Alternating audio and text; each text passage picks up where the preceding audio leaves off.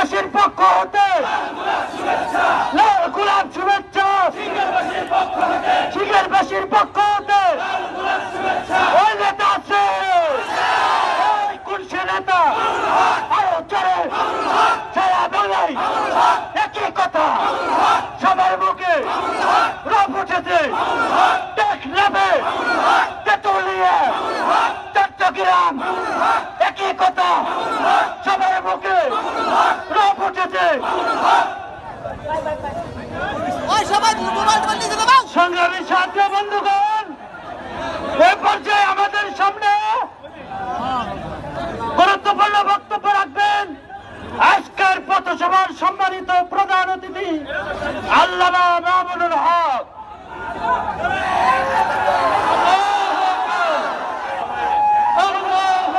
আসসালামু আলাইকুম ওয়া রাহমাতুল্লাহি ওয়া বারাকাতুহু। নাহমাদুল্লাহ তাআলা ওয়া নুসাল্লি আলা রাসূলিহিল কারীম, আম্মা বা'দ।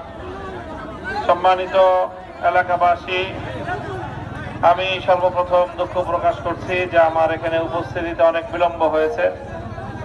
আমরা মূলত আপনারা জানেন যে বাংলাদেশের বিস্তীর্ণ অঞ্চল আজকে বন্যার পানিতে প্লাবিত। সেখানে জরুরি ত্রাণ তৎপরতার জন্য গিয়েছিলাম গত রাতে। সেখানে রাস্তাঘাটে অস্বাভাবিক ধরনের যানজটের কারণে উপস্থিত হতে বিলম্ব হলো। সামনে আমাদের আরো অনেক দূর পর্যন্ত প্রোগ্রাম রয়েছে, এই জন্য আপনাদের সাথে সংক্ষিপ্ত কথা এবং দেখা সাক্ষাৎ এর মাধ্যমে আজকের প্রোগ্রাম সমাপ্ত হবে ইনশাআল্লাহ। আল্লাহ পাক যদি তৌফিক দান করেন, ভবিষ্যতে দীর্ঘ কথা হবে।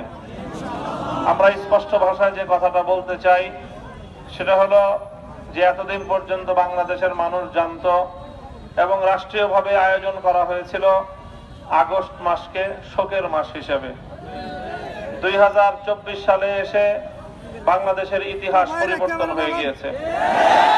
2024 সালে বাংলাদেশে এক নতুন বিপ্লব সংঘটিত হয়েছে। সেই বিপ্লবের মাধ্যমে অনেক কিছুর পরিবর্তন হয়েছে। সেই পরিবর্তনগুলোর মধ্যে অন্যতম একটা হলো শোকের মাস আগস্ট মাস বাঙালির বিজয়ের মাস, সুখের মাসে পরিণত হয়েছে। স্পষ্ট ভাষায় আমরা বলতে চাই যে এই 5ই আগস্টের বিপ্লব এটি বাংলাদেশের স্বাধীনতাকে পূর্ণাঙ্গতা দেওয়ার একটি অন্যতম মাইল ফলক। 1971 সালে হাজারো লক্ষ মানুষের আত্মদানের বিনিময়ে ত্যাগ, কোরবানি এবং শাহাদাতের রক্তের মাধ্যমে অর্জিত হয়েছিল স্বাধীন বাংলাদেশ। 53 বছর পর্যন্ত বাংলাদেশের মানুষ স্বাধীনতার সুখ খুঁজে পায়নি। বিশেষ করে বিগত 16টি বছর এদেশের মানুষের বুকের উপর জগদ্দল পাথরের মতো চেপে বসেছিল স্বৈরাচারী এক সরকার।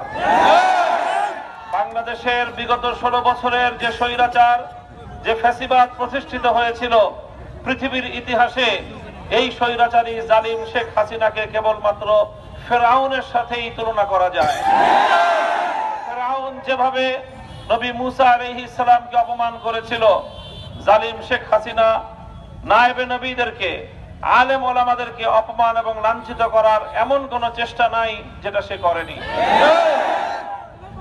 জালিম ফেরাউন যেভাবে নিপীড়িত, নির্যাতিত বনি ইসরায়েলের মানুষদেরকে গণহত্যা করেছিল, আজকের যুগের নব্য ফেরাউন শেখ হাসিনা সরকার বিগত 16টি বছর পর্যন্ত বাংলাদেশের ইতিহাসের ঘৃণ্যতম সকল গণহত্যা চালিয়েছে।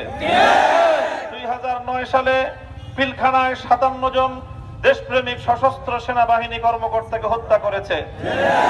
2013 সালে শাপলা চত্বরে 5ই মে হেফাজতে ইসলাম বাংলাদেশের নবী প্রেমিক তাওহীদি জনতা ঘুমন্ত তাহাজ্জুদ গুজারদের উপর নির্বিচারে গুলি চালিয়ে অসংখ্য মানুষকে হত্যা করেছে।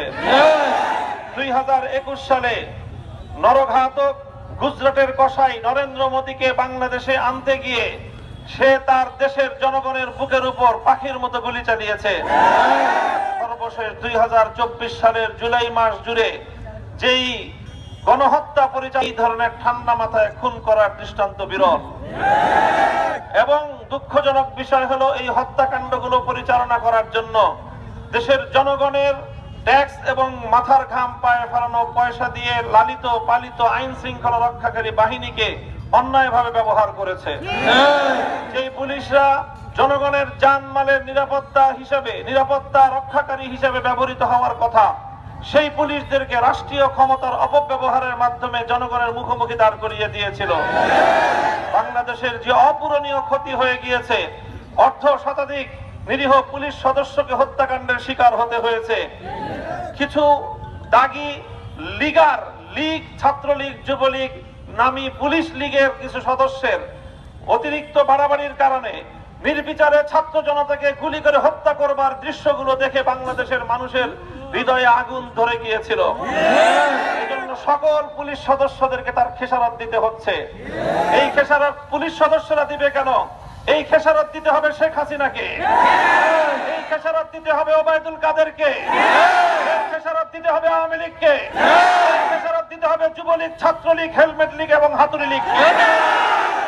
আমরা পুলিশ ভাইদেরকে বলবো, আপনারা কাজে নামেন, আপনারা দেশের সেবায় নিয়োজিত হন, আর আপনাদের নিরীহ যে সকল নিরপরাধ পুলিশদেরকে হত্যাকাণ্ডের শিকার হতে হয়েছে তার জন্য শেখ হাসিনা এবং তার দোসরদের বিরুদ্ধে হত্যা মামলা দায়ের করুন।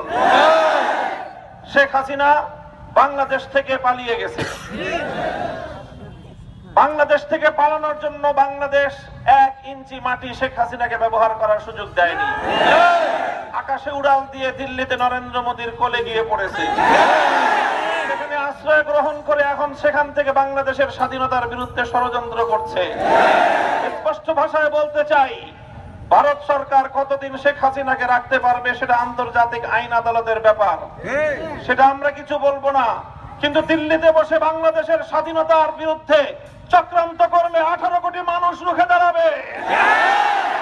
শেখ হাসিনার পতনের বিরুদ্ধে প্রতিশোধ গ্রহণ করতে গিয়ে ভারত আজকে তার সমস্ত বাংলাদেশের অভিন্ন নদীগুলোর বাঁধ খুলে দিয়ে বাংলাদেশের বিস্তীর্ণ অঞ্চলকে প্লাবিত করে দিয়েছে। ওরা মনে করেছিল বন্যার পানি দিয়ে ভাসিয়ে দিয়ে বাংলাদেশের মানুষকে ওরা দাবিয়ে রাখবে। আজ প্রমাণ হয়ে গিয়েছে, জাতি, ধর্ম, বর্ণ নির্বিশেষে গোটা বাংলাদেশ আজকে বানভাসী মানুষের পাশে দাঁড়িয়েছে। গোটা দেশ আজকে ঐক্যবদ্ধ, ফ্যাসিবাদের বিরুদ্ধে ঐক্যবদ্ধ, বাংলাদেশের স্বাধীনতার ষড়যন্ত্রের বিরুদ্ধে, স্বাধীনতা বিরোধী ষড়যন্ত্রের বিরুদ্ধে ঐক্যবদ্ধ থাকবে ইনশাআল্লাহ। বৈষম্য বিরোধী আন্দোলনের মাধ্যমে যে বিপ্লব সংগঠিত হয়েছে, এই বিপ্লব চূড়ান্ত রূপ ধারণ করবে যদি আমরা একটি ইনসাফপূর্ণ সমাজ গড়তে পারি। আমি বলতে চাই, ইনসাফপূর্ণ সমাজ, ন্যায় ইনসাফ ভিত্তিক পরিপূর্ণ সমাজ যদি কায়েম করতে চাও, আল্লাহ প্রদত্ত খেলাফত রাষ্ট্র ব্যবস্থা ছাড়া বিকল্প কোনো পথ নাই। তাই আসুন আগামী দিনে খেলাফত প্রতিষ্ঠার লক্ষ্যে আমরা সকলে ঐক্যবদ্ধ হব। বাংলাদেশ খেলাফত মজলিসের পতাকা তলে আপনারা শামিল হবেন। যুবকরা বাংলাদেশ খেলাফত যুব মজলিসের তোমরা শরীক হবে। ছাত্ররা ছাত্র মজলিসের সঙ্গে শরীক হও। ইনশাআল্লাহ আগামীর বিপ্লব হবে ইসলামের বিপ্লব। এদেশে কালেমার পতাকা উড়বে, খেলাফতের ঝান্ডা উড়বে।